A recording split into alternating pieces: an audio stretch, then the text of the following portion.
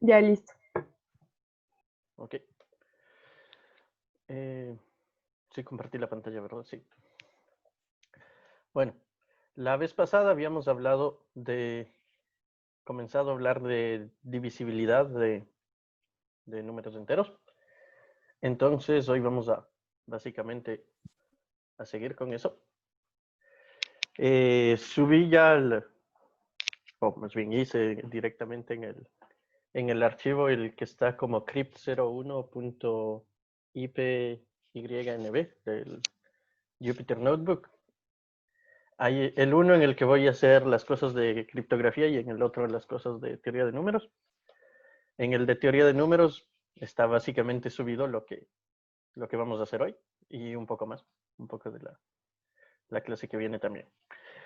Bueno, la última vez habíamos, si no me equivoco, lo último que habíamos dicho era esto de acá. Eran algunas propiedades de la divisibilidad.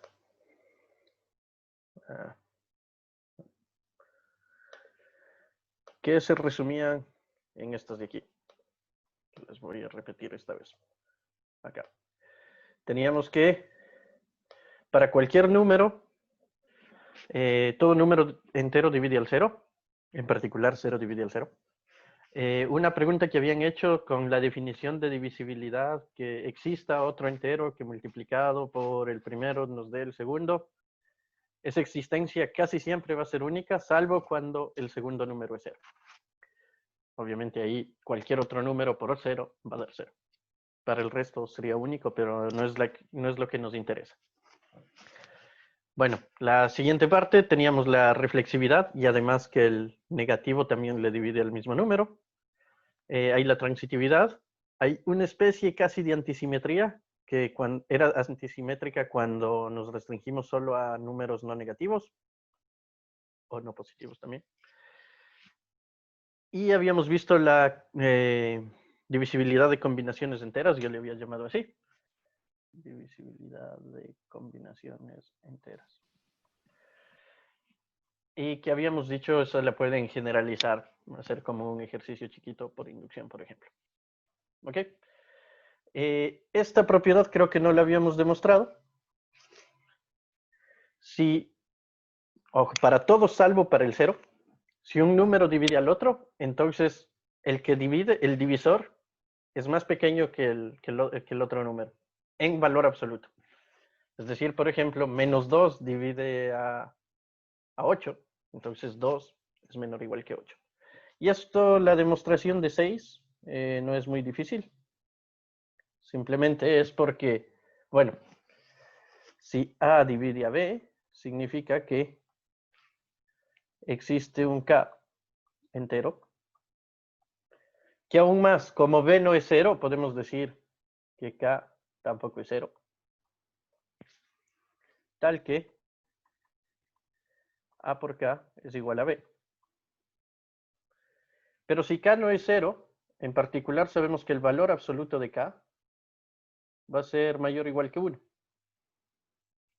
Y entonces, si tomamos el valor absoluto aquí, valor absoluto de AK es igual al valor absoluto de A por valor absoluto de K, es igual al valor absoluto de B.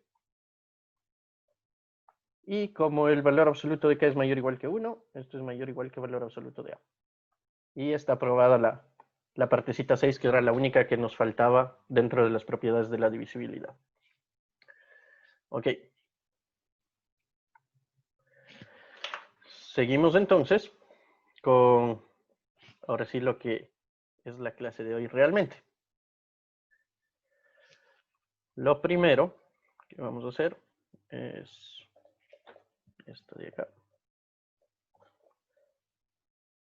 Vamos a hablar del algoritmo de la división, que, como les decía algún rato, es la división que aprenden en la escuelita en tal vez en segundo año de primaria, tercero, segundo grado. Cuando recién aprenden a dividir, uno no aprende con decimales y toda esa cosa.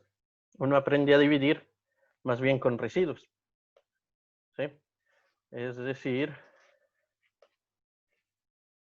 uno aprende el algoritmo euclidiano de división. Voy a cerrar el resto de cosas para que no estén...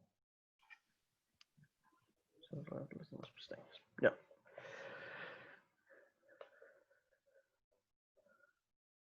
Bueno, el algoritmo euclidiano de la división lo que dice simplemente que si dividimos un número para otro, vamos a tener cociente y residuo, pero que ese resultado es único. Es decir, si tenemos A, un entero, y N otro entero, pero distinto de 0, porque no vamos a poder dividir para 0, como usualmente sucede.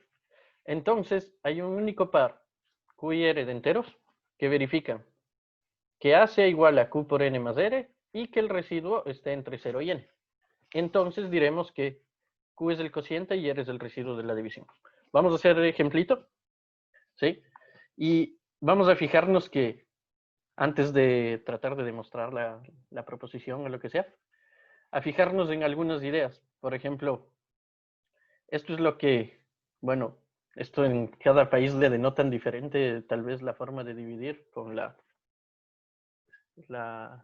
el signo de división galera creo que se le llamaba. Unos le hacen hacia arriba, en Ecuador normalmente, yo aprendí haciéndole hacia abajo.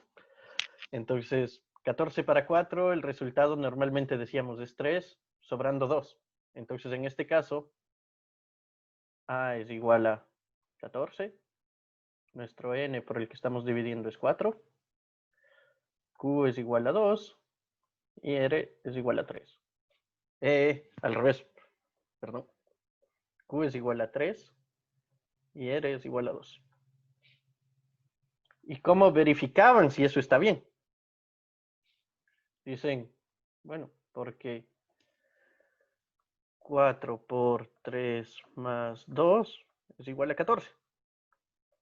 ¿Sí? Y entonces, si ustedes estaban en la escuelita en segundo grado, les decían, haga la división y luego verifique que está bien. ¿Ya? Y tal vez hacían esto.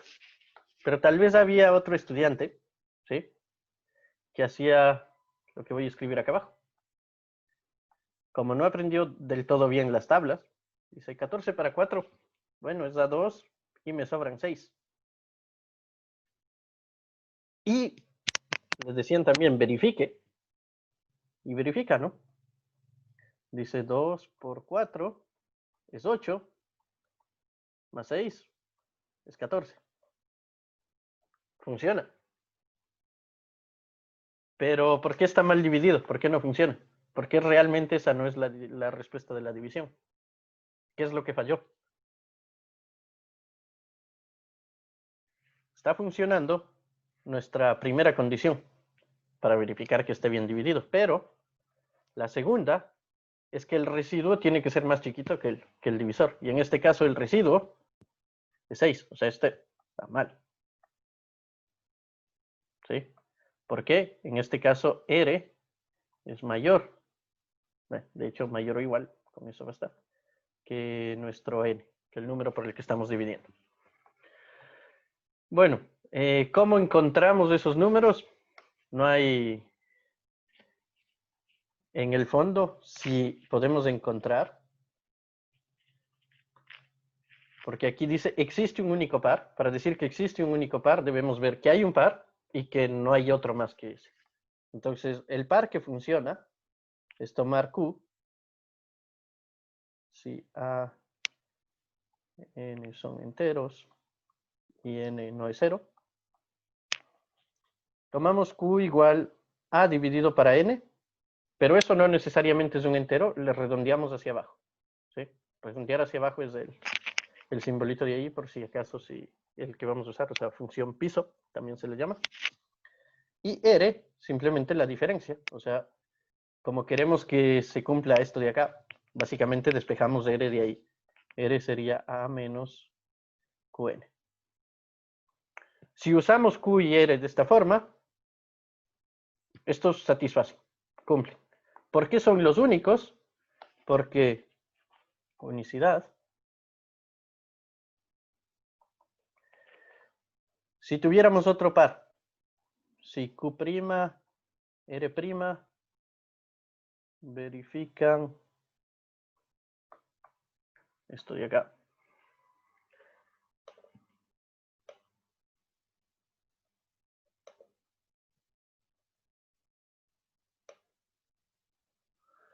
De nuevo. Si Q' y R' verifican estas dos cosas, entonces con prima, Q', R', R', entonces tenemos tanto para Q como para R, la ecuación, para los originales como para nuestro segundo intento. Tenemos que A es igual a Qn más R, pero también es igual a Qn', perdón, Q'N más R', lo cual si acomodamos, pasamos las R's a un solo lado, tenemos que R menos R' sería igual a N, que multiplica a Q' menos Q, creo. ¿Alguna pregunta? ¿Q y R primos relativos? No por ahora, nada que ver. De hecho, ni siquiera hemos hablado de qué es ser primos relativos. Bueno, así, y eso en cada país le llaman diferente. En Ecuador les dicen primos entre sí, creo que en Colombia les dicen primos relativos, en Argentina dicen coprimos, todo es lo mismo. Bueno, veamos qué pasa aquí. Perdón, no quería tachar, quería solo señalar. Lo que estamos teniendo es acá un número, que ¿qué es lo que sabemos? Bueno, obviamente si queremos suponer que queremos verificar que son los únicos, lo que vamos a suponer es que sean distintos del par respectivamente de Q y R respectivamente.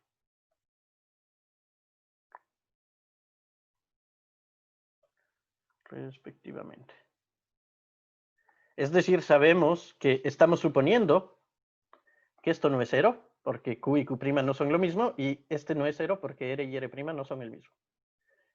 Pero entonces lo que tendríamos es que, en particular, N tiene que dividir a R menos R', que no es cero.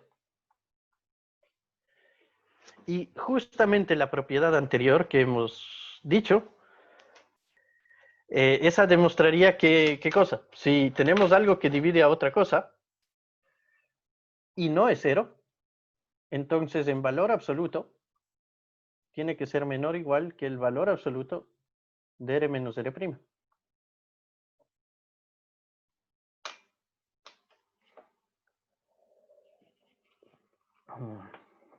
Creo que esa es la forma más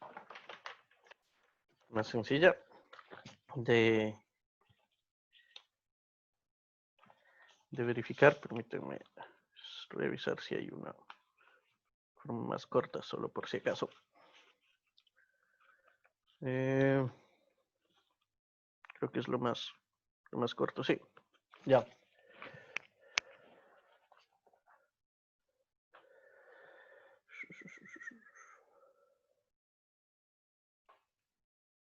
Ya. Tendríamos eso si suponemos que no son lo mismo. Pero, ¿qué pasaría entonces? Si no son el mismo, como tanto R como R' eran un número entre menos n y n, perdón, entre 0 y n menos 1.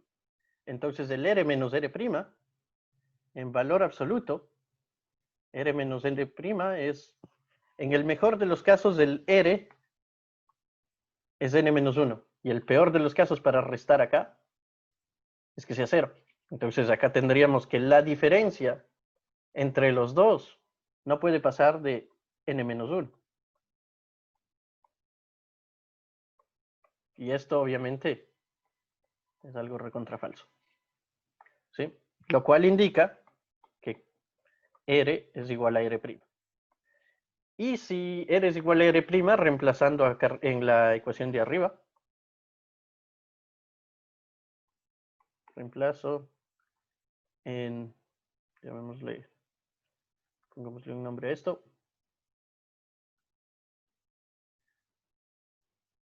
Nombre carita feliz. Reemplazo en carita feliz y tenemos que Q es igual a Q'. ¿Por qué? Porque aquí tendríamos que esto es 0, R menos R' sería 0, N no era 0, entonces forzosamente este otro factor es el que tiene que ser 0. Ya, eso justifica que exista esto de la división euclidiana, o sea, que tenga sentido el dividir como nos enseñaban en la escuelita primaria. ¿Ya? Aquí está un programa cortito en Python que no hace casi nada.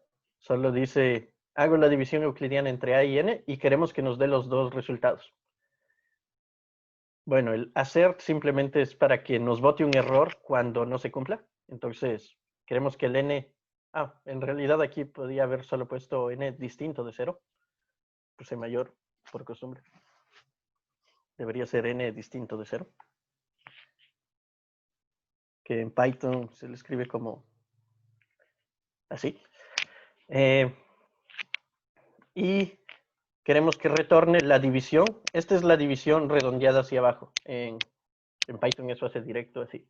Si ponen una sola barra, pues, normalmente da la división con decimales. Si ponen doble barra, da la división redondeada hacia abajo. Y este es el residuo, el A módulo N. Bueno, entonces tenemos una observación bien simple. Acá están unos ejemplos. ¿Sí? 5 dividido para 3, 1 sobrando 2. Menos 5 dividido para 3 es menos 2 sobrando 1. ¿Sí? No es menos 1 sobrando menos 2. ¿Sí? Ojo, porque el residuo siempre tiene que ser no negativo.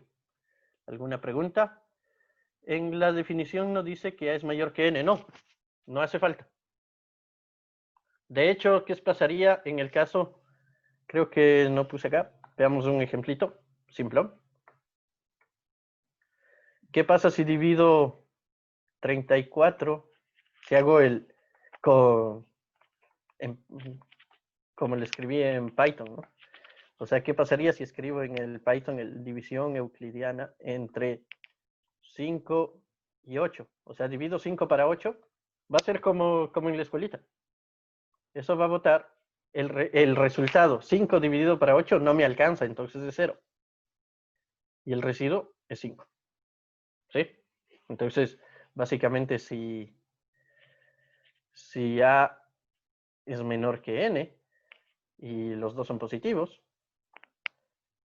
el resultado, Q, R, el par va a ser siempre 0 y ya. ¿Sí? Entonces tenemos una propiedad bien simple. ¿Sí? No hay ninguna condición para entre A y N. La única condición es que el N no sea 0, que no dividamos para 0. Y ahí tenemos aquí una observación bien simple que justifica también el por qué yo había escrito mi función la vez pasada para ver si algo era divisor o no. Yo había escrito que el residuo al dividir sea 0.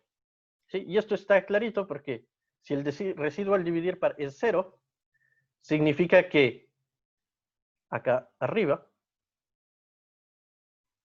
¿sí? ¿Qué pasa si R es 0? Si R es 0 ya tengo que A es igual a Q por N. Entonces es justo la definición de divisibilidad. ¿Ok? Vamos a la siguiente parte. Que lo que vamos a hablar ahora, si no me equivoco, es del MCD. Algunas propiedades, ¿cierto? Sí. Entonces vamos a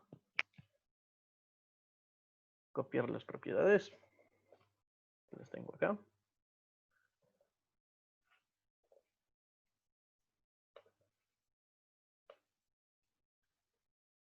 Propiedades de la divisibilidad.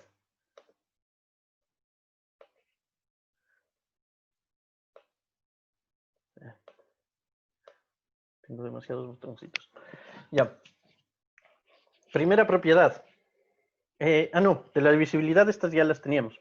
Perdón. Era propiedades con respecto a la división euclidiana. Bueno, no tenemos más propiedades que la que dijimos hace rato,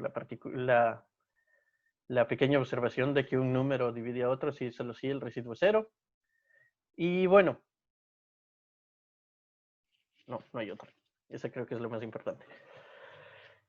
¿Por qué les doy esto del algoritmo euclidiano? Porque vamos a usarlo luego, ¿sí? Es simplemente, como ya lo dije, la división que se aprendió, la primera forma que aprendieron a dividir enteros en la escuela, ¿sí? Pero le extendemos porque normalmente solo decíamos para números positivos, para negativos también funciona, pero el residuo siempre es positivo, siempre es no negativo. Bueno, vamos ahora con la otra parte de la clase de hoy, que es el MCD, máximo común divisor. Creo que le llaman igual en todo lado, así que no hay problema con eso, espero. Bueno, teniendo dos números enteros, si ambos no son ceros, vamos a definir su máximo común divisor como el mayor divisor común entre A y B, ¿sí? Entre los dos. O sea, prácticamente no estamos definiendo nada, solo estamos llamando las cosas por su nombre, ¿no? Común divisor, un divisor de ambos, y máximo, el más grande, ¿sí? El mayor divisor común entre los dos. Y definimos cuando los dos sean 0 por 0. De forma equivalente, podríamos definir para cualquier par de enteros como el mayor número natural, o sea, no negativo, entero, no negativo, pero donde tomamos el orden de esta barrita. Aquí voy a hacer un pequeño paréntesis, porque me olvidé de hacerlo antes. Que les voy a hablar un poquito sobre las cuestiones de los posets o conjuntos ordenados. Y justamente vamos a tomar dos ejemplos básicos. Uno que más o menos deben conocerlo. Bueno, es bastante conocido. Y conjuntos ordenados parcialmente.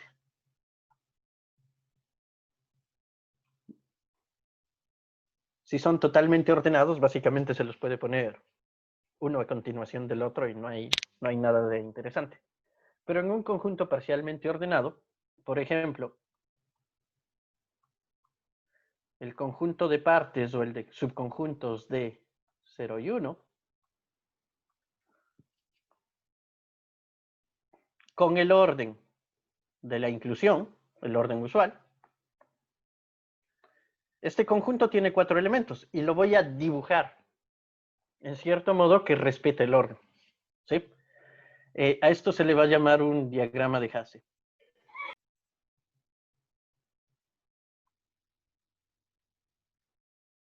Y bueno, digamos en este conjunto de partes, ¿quiénes nomás son subconjuntos del conjunto que tiene dos elementos 0 y 1? O A y B, o cuadrado y círculo, no importa, cualquier par de elementos. El conjunto vacío siempre es subconjunto de todos. Siempre vamos a tener conjuntos unitarios. Y en este caso no hay nada más. Esos, bueno, y obviamente no hay nada más que esos y el conjunto completo. ¿Alguien tiene idea de por qué les dibujé así? ¿Por qué no les escribí como que uno a continuación de otro, como en una lista? ¿Qué creen que voy a hacer ahora? Por el orden, por la orden. Ya, el orden. ¿Y cómo voy a dibujar el orden? Trazando líneas, uniéndolas. Exacto. ¿Sí? La línea aquí en el diagrama de Hasse significa... exacto, es una especie de retícula. De hecho, bueno, una retícula es un caso particular de un conjunto parcialmente ordenado cuando hay un solo punto arriba y un solo punto abajo, o sea, un mínimo y un máximo. ¿Sí? Retícula en inglés le dicen lattice, por si acaso, porque a veces no le traducen y en la clase les van a decir lattice. Pero bueno, ese es un caso particular. O sea, en este caso sí es una retícula porque sí hay máximo y mínimo. ¿Sí? Sí. ¿Quién ¿Quién fue que acabó de preguntar? Perdón. Alguien preguntó si falta una línea, ¿verdad? Y le diría que, en parte, no estoy ordenando por cardinalidad, estoy ordenando por contenencia, ¿sí? Falta el trenilio porque el 0,1 contiene al vacío, dice David. Sí, es cierto, pero justamente en este diagrama de Hasse lo que vamos a hacer es, en este caso, uno podría decir, sí, le aumento del 0,1 al vacío, pero esa ya tengo, porque no necesito la línea, lo que necesito es un camino ascendente.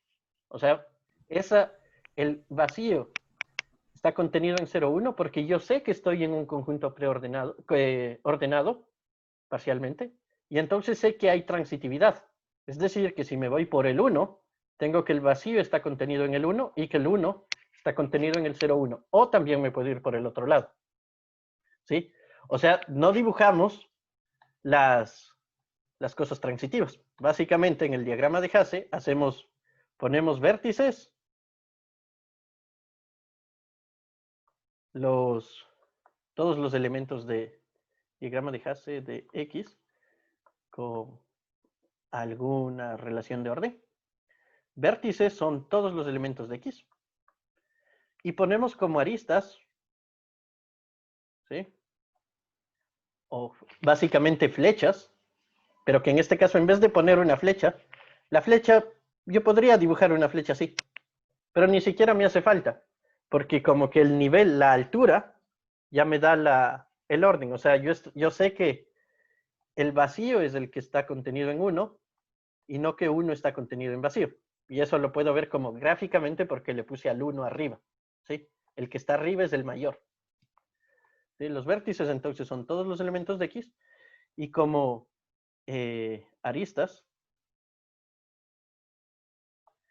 hago una arista de un elemento A hacia un elemento B, o sea, escribo así A a B. Si A es menor que B y no existe un otro elemento C que esté en medio. ¿Sí? ¿Por qué? Porque los que están en medio ya van a darnos la transitividad. Es decir, en este diagrama, no es error lo que decía David, que faltaba la flecha entre 0 y 1, entre estos dos. No, no es que falte, es que la definición del diagrama no nos hace falta ponerlo. ¿Sí? Es como tratar de, justamente, si se quiere, lo que estamos haciendo ahora es codificar un conjunto ordenado. Lo estamos codificando mediante un dibujo. O sea, vemos el dibujo y entendemos completamente cuál es el conjunto. ¿Sí? Y ahora voy a hacer otro conjunto, dos más, que más o menos van a ser bastante parecidos. Este le voy a llamar D sub... ¿Qué fecha es hoy? 13, no, ese no ayuda. 14 puede ser. No, es muy aburrido. 12. Los divisores de 12,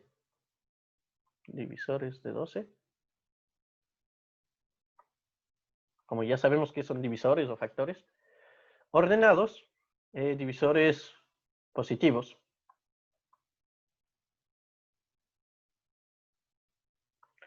Ordenados, no por qué número es más grande, sino por nuestra relación de divisibilidad. ¿Ok? Entonces, ¿qué números nomás son divisores de 12? Positivos. Son el 1, el 2, el 3, el 4, el 6 y el 12. Creo que no hay ninguno más. Y no puede haber cosas más grandes que el 12 porque ya demostramos. ¿Cómo les debería escribir?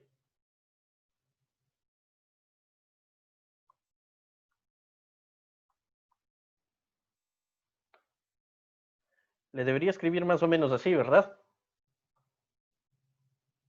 Y las flechas que van subiendo de cada número a sus múltiplos. O si se quiere, cuando vemos bajando, de cada número a sus divisores. 2 es divisor de 4 y de 6, 3 es solo divisor de 6, 4 es divisor de 12, 6 es divisor de 12. Entonces ahí está codificado, si se quiere, con un gráfico, el conjunto de divisores de 12, por divisibilidad. ¿Será que eso lo podemos hacer en general? Sí. De hecho, podemos hacer una extensión, o sea, decir, hacemos esto mismo, pero para todos los números z enteros, no enteros, perdón, naturales, con la divisibilidad, que habíamos dicho que eso es un orden parcial. ¿Qué número debería ir abajo de todos? ¿Qué número es divisor de todo el mundo? 1. El 1. Arriba del 1, por ejemplo, el 2, bueno, tiene que ir arriba del 1 forzosamente. El 3 iría por aquí. ¿Dónde debería poner el 4? Arriba del 4. Del 2, perdón. Arriba del 2. ¿Sí? El 5 iría por acá. Y van a ir viendo un patrón, creo, ¿no? El 6 iría... Hasta aquí tendríamos como que una copia casi del que teníamos arriba. Voy a hacerlo, hoy es 13, entonces hasta el 13. ¿Sí? El 6, el 7 iría por acá. De hecho, todos los primos quedarían como en el primer nivel. Exacto, en el nivel 0, digamos, está el 1. En el primer nivel está en los primos. En el segundo nivel, las cosas que tienen dos factores, básicamente. 9. Por aquí estaría, perdón, voy a escribirle en otro lado porque si no... bueno, aquí... En el segundo nivel sería como el primer factor menor al primo, no. No, el segundo nivel serían todos los que son producto de dos primos exactamente. ¿Sí? El tercer nivel serían los que son producto de tres primos y así, contando repetición, ¿no? Por ejemplo, el 12 está acá, igual que el 8. El 12 está por acá arriba en el tercer nivel. El 8 es 2 por 2 por 2, producto de tres primos. Y el 12 es 2 por 2 por 3, producto de tres primos. ¿Sí? Bueno, esa no es la parte que me interesa tanto. La pregunta más interesante es, porque hasta ahí más o menos entendemos cómo va. Salvo que en los naturales está el 0. ¿Dónde va el 0?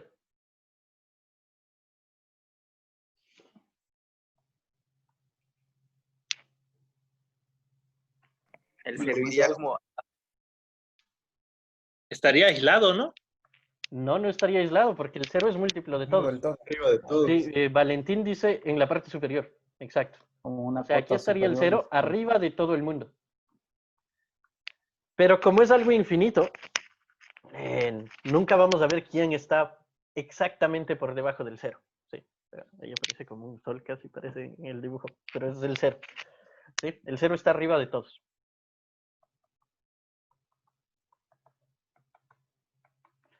Entonces, esto sobre todo, una, podemos dibujar un post-it, y dos, en este post-it hay, en realidad esto sirve para cualquier conjunto ordenado, se puede hacer este tipo de diagrama que se llama diagrama de Hasse, ¿sí? A veces esto puede ayudar. Por ejemplo, si yo les digo, ¿cuál es el máximo común divisor entre 4 y 6? Eso, ¿sí se acuerdan cómo si le calculaban en la escuela a la antigua, sacando todos los factores? ¿Sí? Ven o por la definición, el divisor común más grande para ambos, creo que es el 2, ¿verdad? Perdón, es el 2. ¿Qué tiene de interesante el 2 en el dibujito con respecto al 4 y al 6? Que es el que está inmediatamente anterior de nivel, algo así. Sí, no necesariamente anterior de nivel, pero es como que el primero que yo encuentro yéndome hacia abajo en los dos lados. ¿Sí? O sea, si dijera entre 4 y 10, por ejemplo, o entre 4 y 9, ¿cuál es el máximo común divisor? ¿El mínimo? Entre 4 y 9, en este caso sería el 1. Sería el 1. Ajá, El ok. uno. Que es justo la primera vez que yo me cruzo cuando voy bajando. Si ven que gráficamente podemos calcular de una forma medio sencilla. Sí, es Salvo como que- mencionas, ¿no? Tomas los dos números y tomas las líneas hasta que te cruzas, ese sería el máximo común divisor, el máximo común Exacto. divisor. Voy hacia abajo y las líneas donde me cruza estoy en el máximo común divisor. Y si acuerdan que había una noción análoga que se llama el mínimo común múltiplo, ¿qué debería ser? Sería al revés entonces, ¿no? Sí, sería básicamente lo mismo, pero en vez de bajar, Subir. subo. Y la primera Oh. vez que me cruzo entre los dos. ¿Sí? Entonces, eso es algo bonito, que sucede en los, aquí sí, en lo que se llama en los retículos. Pero bueno, esa parte no es lo que vamos a hacer ahora, eso es toda otra rama de la matemática, estudiar los conjuntos ordenados, que parece simple, pero hay cosas bien bonitas en eso. Eh, Así que por ahora no es nuestro objetivo. ¿Sí? Bueno, acá tenemos una definición entonces parecida para el MCD, que es, dijimos que es el mayor divisor común entre dos números, pero el mayor para este orden, es decir, en el POSIT, la primera cosa que encontramos yendo hacia abajo. Entonces, lo que diríamos es que esta es la definición real del máximo común divisor. Sobre todo porque esta ya no nos hace problema con el cero, con cuando los dos sean cero. Entonces, el máximo común divisor entre dos números A y B es un número D que no sea negativo, sea entero o no negativo, que divida a ambos y que si encontramos alguna otra cosa que divida a ambos, tiene que también dividirle a D. Ejemplo en la idea del POSIT, ¿sí? Habíamos dicho, o cojamos otro, máximo común divisor entre 12 y 8 es el 4. Gráficamente vemos clarito que es el 4. Pero ¿cómo podemos verificar? El 4 está debajo de ambos y todas las otras cosas que están debajo de ambos, como el 2 y el 1, están a su vez debajo del 4. Por eso es el máximo común divisor, es el que está más arriba de todos los comunes divisores. 1, 2 y 4 son los comunes divisores positivos. Y de estos el máximo es el 4, el que está más arriba. ¿Sí? Bueno, en parte, el grafiquito puede ayudarnos, ¿sí? O sea, el diagrama de Hasse puede ayudarnos a calcular, pero si les pongo números más grandes, o sea, si les digo la fecha de hoy es, casi siempre hago cosas así en las clases, hoy, ¿qué fecha es? 13 de agosto, ¿no? 13 de agosto del 2020. ¿Sí? Pregunta. No, no es la primera vez que, Cristian pregunta en el MCD, no debería ser la última vez que me cruzo. Yo digo es la primera vez que me cruzo, pero cuando voy bajando. O la última vez que me cruzo, o sea, la última vez que encuentro si voy desde abajo, ¿no? Donde realmente ya se abren. El MCD es la primera vez que cruzo los dos caminos cuando voy bajando. O sea, desde arriba hacia abajo. Y el MCM, el mínimo común múltiplo, sería la primera vez que me cruzo cuando voy subiendo. ¿Sí? Voy bajando, la primera vez que me cruzo entre el 8 y el 12 es en 4. ¿Sí? El 12 baja por el 6, el 8 baja por acá. La primera vez que me cruzo es en 4. La primera vez que cruzo entre el 8 y el 9 es el 1. Problema. ¿Quieren hacer el diagrama de Hasse para poder calcular el MCD de 1308 y 2020? Yo no, porque es demasiado largo. ¿Sí? Si le hacemos así. Porque deberíamos escribir prácticamente al menos todos los divisores de 1308 y de 2020 e ir bajando en el diagrama.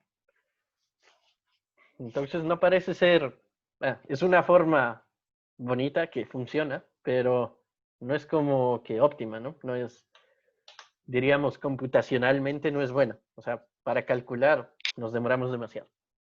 La otra forma que calculamos, como en la escuela, era factoramos todo y luego vamos viendo los factores comunes.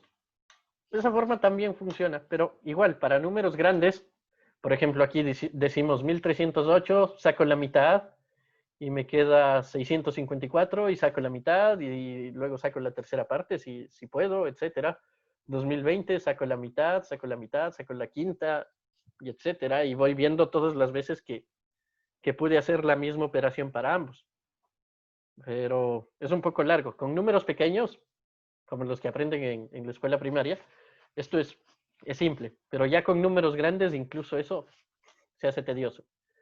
Incluso con números grandes acá, nuestra codificación esta, sabemos que funciona, buscar en el gráfico, pero no es eficiente, ¿sí?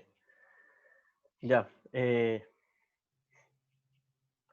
Entonces, vamos a buscar una forma más eficiente de calcular.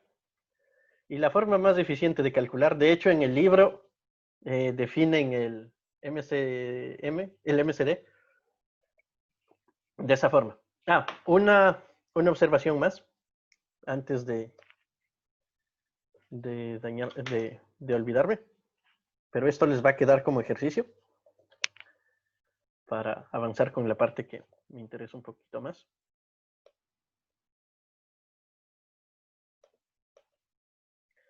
Entonces, bueno, la primera observación, antes de que nada, es que podemos calcular el MCD no solo para dos números, sino para una cantidad finita de números, ¿no? Para varios números. Podemos calcular el MCD de una n-upla, que está acá, que básicamente es la misma historia, ¿sí? Un factor común de ambos, o de todos, en el diagrama de Hasse sería ver cuando baje de todos lados la primera vez que me cruzo. Eso es todo, ¿sí? Bueno, no definí, pero todos saben que es un número primo, es el número que solo tiene dos divisores positivos, sí mismo y la unidad. En particular el 1 no es primo, ¿no? Eso tienen que tener claro, por si acaso. Que a veces por ahí se pueden equivocar. Bueno, entonces aquí el MCD de varios podemos calcularlo de la misma forma. Y hay una propiedad bastante simple también, que es la que nos va a ayudar para no usar esta forma tampoco, porque igual va a ser larga.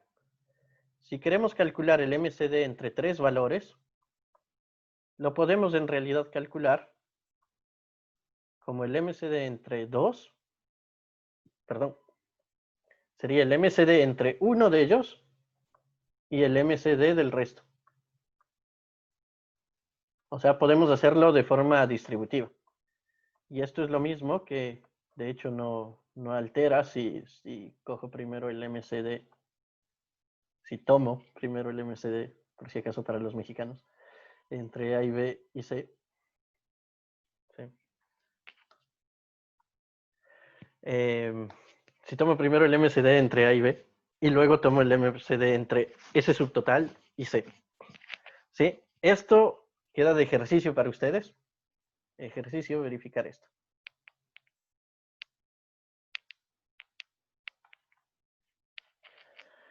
Por ahora vamos a tratar de ir a la parte que me interesa un poco más, que es el cómo calcular el MCD de una forma bastante más simple. Y un par de propiedades también. Entonces, vamos acá.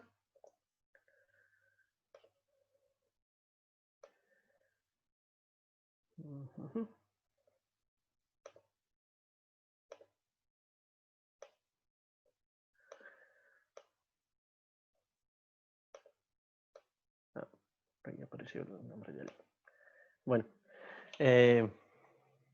problema de escribir, coger la captura de pantalla. Veamos.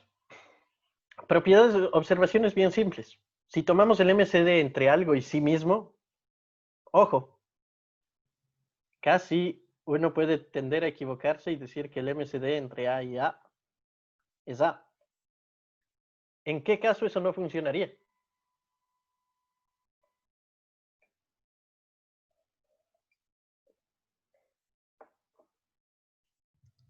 Cuando A es un entero negativo. Exacto, Roberto. Cuando A es negativo, el MCD por definición tiene que ser positivo. Por eso, aquí es valor absoluto, ¿sí? Entonces, bueno, Entonces, ojo, esa propiedad hay que tenerle cuidado, que es el hecho de que sea no negativo. ¿Sí? Si solo estamos trabajando con cosas positivas, ahí sí podemos poner directo que es A. La segunda propiedad bien simple, si tomamos el MCD entre algo y 1, pues va a ser 1. Porque el 1 divide a todos. Y el único divisor de 1 es 1 y menos 1. Entonces el único divisor positivo de 1 es 1. Esta propiedad 3 es simplona, pero es bien importante. ¿Sí? El MCD entre cualquier número y 0 es el valor absoluto del número. ¿Sí? ¿Por qué? Porque el 0 tenía como factores a todos. Entonces tiene a todos los mismos factores que A también. Y de esos el más grande es valor absoluto de A. Y el 4, que es como algo bastante claro, pero que es bueno tenerlo en mente. Si un número es múltiplo de otro, entonces el MCD es el más pequeño de los dos. ¿Sí? Si A divide a B, el MCD es A en valor absoluto. Ahora, ¿cómo podemos calcular de una forma más eficiente, digamos? A esto se le llama el algoritmo euclidiano, en el fondo. Que lo que vamos a hacer es una propiedad de calcular por residuos. Esto dice, si tenemos A y B, dos enteros, Q y R van a ser otro par de enteros que satisfacen esta relación. O sea, la de la división, pero incluso la división mal hecha. ¿Sí? En el sentido de que les decía, si el residuo es muy grande, igual funciona. ¿Sí? Pero obviamente es mejor si tomamos bien el residuo, pero no es necesario. Si tomamos cociente y residuo aquí de la división, entonces el máximo común divisor entre A y B es lo mismo que el máximo común divisor entre B y R. ¿Pero qué es R? R, si se fijan, R es el residuo, incluso el residuo mal tomado, de dividir A por B.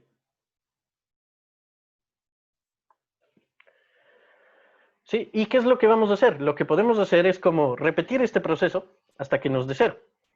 ¿Sí? ¿Por qué? Porque luego ya sabemos que cuando tengamos un 0, es el otro número. ¿Sí?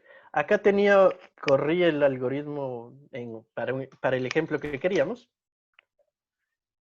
Perdón, voy a copiarles el algoritmo implementado en Python y la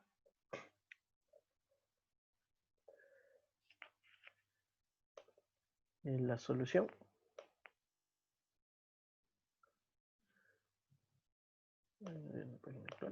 Borramos esto. Ya. Entonces acá tenemos, luego igual pueden ver, los códigos están subidos en el archivo en Google Drive, ¿no? Acá les voy explicando un poquito. Entonces, ¿qué es lo que hacemos?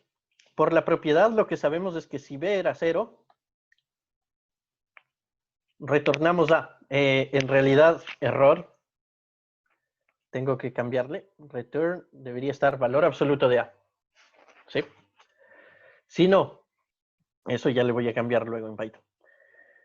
Tomamos el MCD, decimos el MCD entre A y B es lo mismo que el MCD entre B y R. ¿Pero qué era R? R era el residuo de dividir A por B, que eso en Python y en C y en cualquier lado es A porcentaje B. Tengo una pregunta.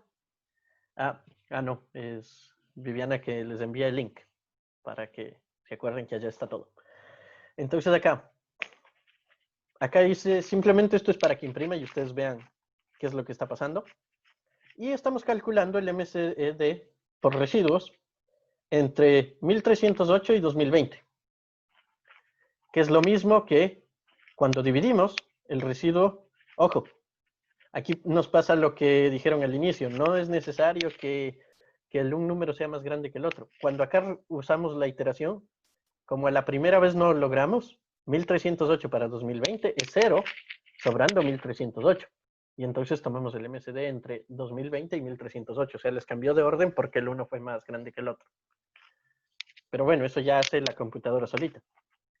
Luego tome el MCD entre estos dos, dividimos, y esto nos da residuo 712. Entonces, 1308 y 712. Dividimos 1308 para 712, el residuo es 596. 712 para 596, residuo 116. 596 para 116, residuo 16. 116 y 6 y dividido para 16. Ojo, ni siquiera sé cuánto da. Y por ahora no me importa. El MCD es 16, perdón, el residuo es 4. Y entonces podemos tomar el MCD entre 16 y 4. Que, por ejemplo, si nosotros ya sabemos, aquí yo podría haber parado porque el MCD entre 16 y 4, según mi propiedad que habíamos dicho, según la propiedad 4, la última, decía, estaba acá. La propiedad 4 me dice que si un número divide al otro, pues el más pequeño es el MCD, en valor absoluto. Y nosotros ya sabemos que 16 es múltiplo de 4, entonces 4 es el MCD. Pero veamos por qué es aún más interesante que esto funciona usando la forma iterativa. ¿Sí? Hacemos un paso más. 16 para 4, sale 4 sobrando 0. El residuo es 0. Y el MCD entre cualquier cosa y 0 es el valor absoluto de cualquier cosa. ¿Sí? Acá en la implementación me falta cambiarle a valor absoluto. De hecho, ahorita le voy a hacer para no olvidarme. Me corro. Ya. Bueno, tenemos eso. Entonces, ustedes pueden calcular el MCD de cualquier par de números en un tiempo bastante más corto. De hecho, como cada división, en cada división el residuo es menor que el menor de los dos números, se puede demostrar que el tiempo máximo para hacerlo es como logaritmo del número más grande. ¿Sí? No, de hecho, es logaritmo del número más pequeño entre los dos. ¿Sí? O sea, el logaritmo en base 2 de 1308 es como 2 a la 10 es 1024. Entonces, en menos de 10 pasos, estamos seguros de llegar a la respuesta. Eso es un ejercicio como más bonito para los que les interesa ese tipo de cosas, pero que por ahora no nos hace falta ver con tanto cuidado. Bueno, creo que...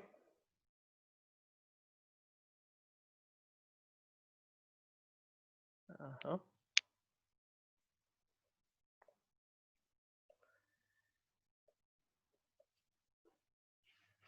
Podemos tratar de demostrar una propiedad más que va a ser importante para la semana que viene,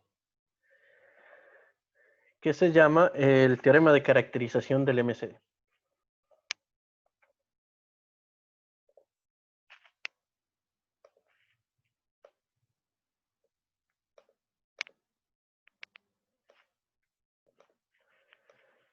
Y lo que dice es esto. En lugar de la segunda propiedad, que en realidad usualmente es difícil de verificar, como les decía, es buscar todos los posibles factores comunes y luego ver el mayor. Entonces, bueno, buscar es fácil, pero como para demostrar cosas que realmente este sea el mayor, etcétera, es un poco más complicado.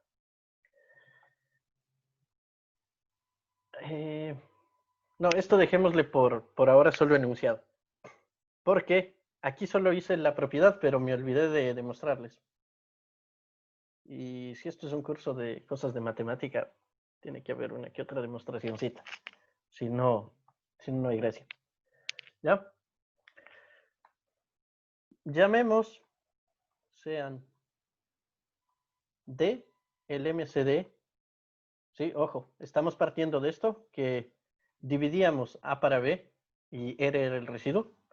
Entonces, si D es el MCD entre A y B, y R es el MCD, perdón, no R, E es el MCD entre B y R, lo que queremos demostrar,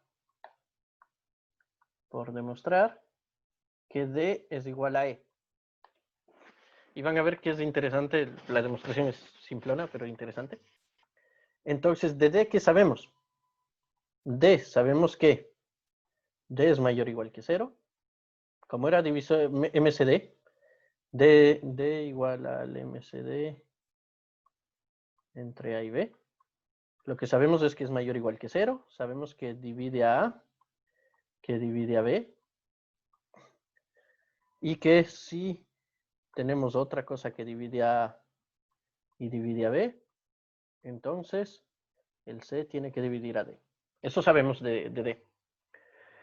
Pero si D divide a A y a B, por las divisibilidad de combinaciones enteras, que es nuestro...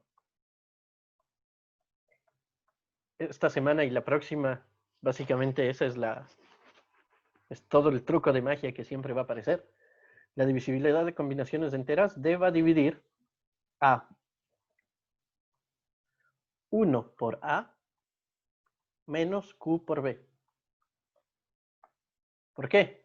¿Cuánto es 1 por A menos Q por B? Arribita está. Eso es R, ¿no? ¿Sí? D divide a R.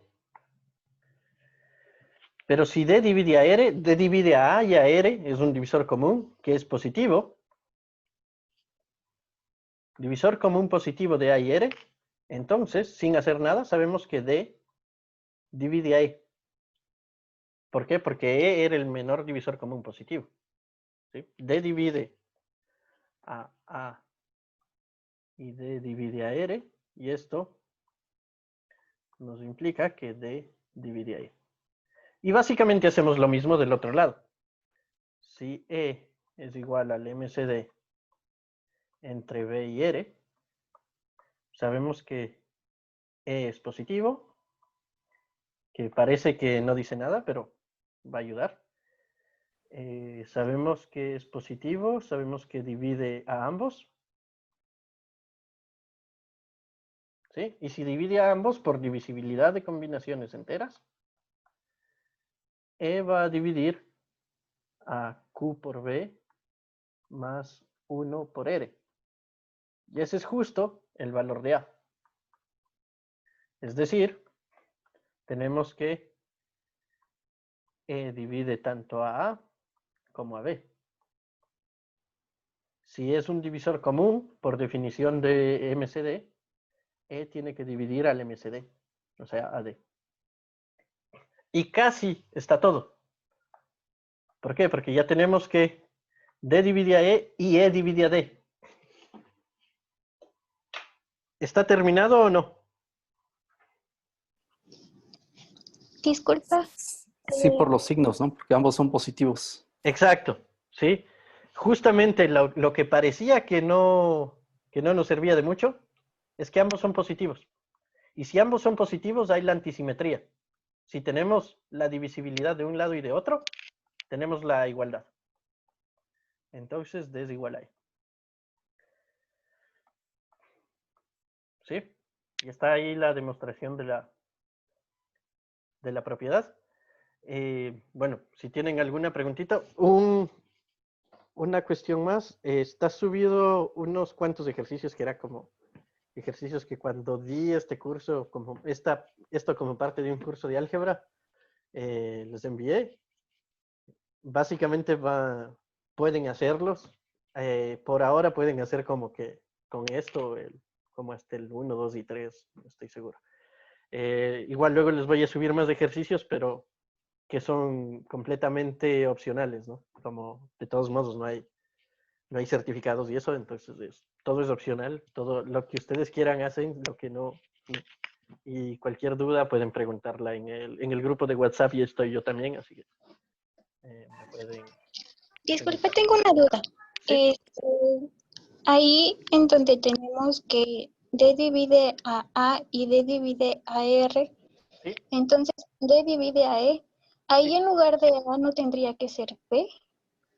Ah, perdón, sí, gracias.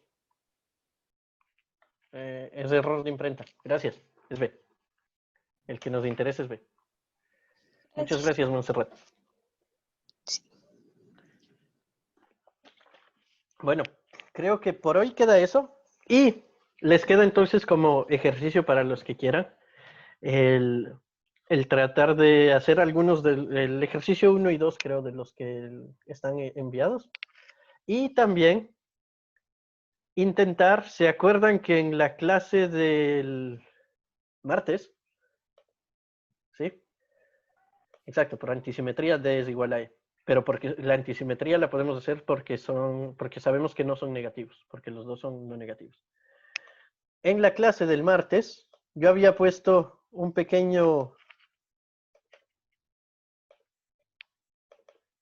pequeña frase ahí arriba. Idea, pista. En alguna parte, o sea, dos pistas. Una es, mi forma de encriptar eso fue simplemente cambiar una letra por otra, ¿sí? O sea, una letra de nuestro alfabeto latino a un alfabeto cirílico, o sea, el alfabeto que usan en ruso. Pero cada letra se mapea a una letra. Y la pista extra es, obviamente, los espacios donde hay espacios. La pista extra es que en una de las palabras es algo de lo que estamos estudiando. Que es, supongo, por lo que la mayoría de ustedes puede estar interesado en el curso también. ¿Sí?